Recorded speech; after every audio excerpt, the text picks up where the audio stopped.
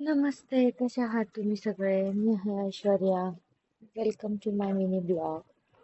हा आहे माझा, खरं तर हा 2 दिवस पहिलाच आहे माझा ब्लॉग. मी टाकलाच नाही. मला खूप कंटाळा आला होता एडिट करा वगैरे वगैरे. आणि कसं आहे, आता नवीन ब्लॉगर असेल ना, कोणी सपोर्ट करत नाही. मग असं वाटतं कधी कधी की करू की नको, करू की नको. बट ठीक आहे, करतेच मी. तर मी केली होती त्या दिवशी, माझी आई बनवायची आधी ती भाजी हिरव्या मुगाची, खूप छान लागते. तर मी कधी खाल्ली की नाही का माहिती नाही.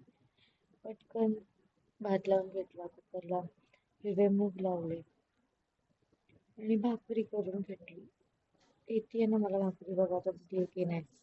काही लोक आहेत त्यांना असं वाटतं की मला काहीच येत नाही. काही म्हणजे बरेच जण आहेत जे मला पर्सनली ओळखतात ना, त्यांना असं वाटतं की मला काहीच येत नाही, मला स्वयंपाक पण येत नाही, मला काही म्हणजे काहीच येत नाही, असा त्यांचा भ्रम आहे. बट आता त्यांना माझ्या ह्या ब्लॉग्स मधून नक्की कळेल की मला स्वयंपाक पण करता येतो आणि तो पण चांगला. हे आहे अशी माझी भाकरी, ती पण किती गोल आणि अख्खी तवा भरून. असंही नाही की खूप छोटे छोटे. महाराष्ट्रामध्ये अशाच भाकऱ्या बनवल्या जातात, एकदम तवामध्ये तवा भरून. हम्म. ज्वारीची भाकरी केली होती मी. कुकर माझा झाला होता रेडी, डाळ पण शिजली होती. मला खूप आवडते हिरव्या मुगाची भाजी. तुम्हाला पण आवडते का? मला नक्की सांगा, आणि तुमच्याकडे कसं बनवतात हे पण सांगा. मी हिरव्या मुगाची भाजी शक्यतो हिरवी मिरची घालूनच करते, कारण की मला तशीच आवडते.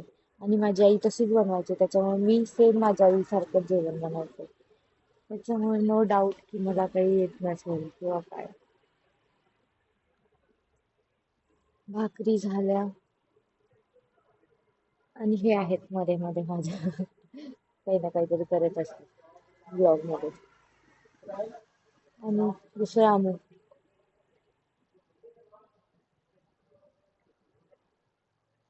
आणि तसंही आमच्या दोघांना फार काही जेवण लागत नाही.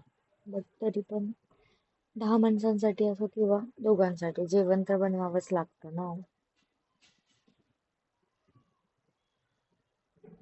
मी भाजी केली अशी, या प्रकारे बघू शकता तुम्ही. साधी जिरे मोहरीची फोडणी दिली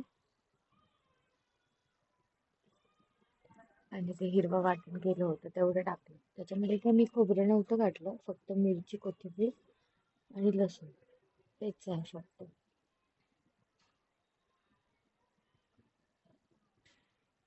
आणि मग अशा प्रकारे माझी भाजी रेडी आहे. Thank you for watching. Bye bye.